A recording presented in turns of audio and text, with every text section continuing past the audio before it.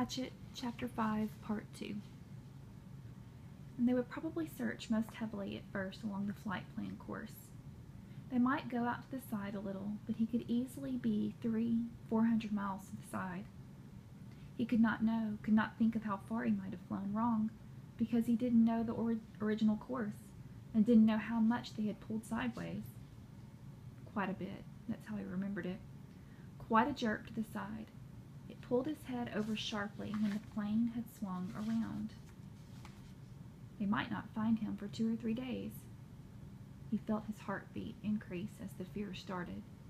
The thought was there, but he fought it down for a time, pushed it away. Then it exploded out.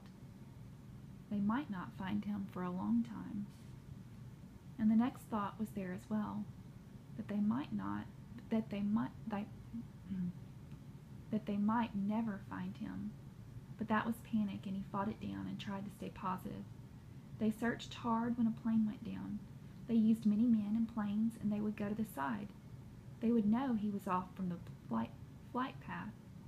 He had talked to the man on the radio. They would somehow know. It would be all right. They would soon find him. Maybe not tomorrow, but soon. Soon. Soon. They would find him soon. Gradually, like sloshing oil, his thoughts settled back and the panic was gone. Say they didn't come for 2 days. No, say they didn't come for 3 days. Even push that to 4 days. He could live with that. He would have to live with that. He didn't want to think of them taking longer. But say 4 days. He had to do something.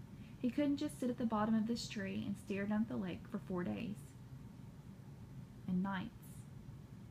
He was in deep woods and didn't have any matches, couldn't make a fire. There were large things in the woods. There were wolves, he thought, and bears, other things. In the dark, he would be in the open here, just sitting at the bottom of a tree. He looked around suddenly, felt the hair on the back of his neck go up. Things might be looking at him right now, waiting for him, waiting for dark so they could move in and take him. He fingered the hatchet at his belt. It was the only weapon he had, but it was something. He had to have some kind of shelter. No, make that more. He had to have some kind of shelter, and he had to have something to eat.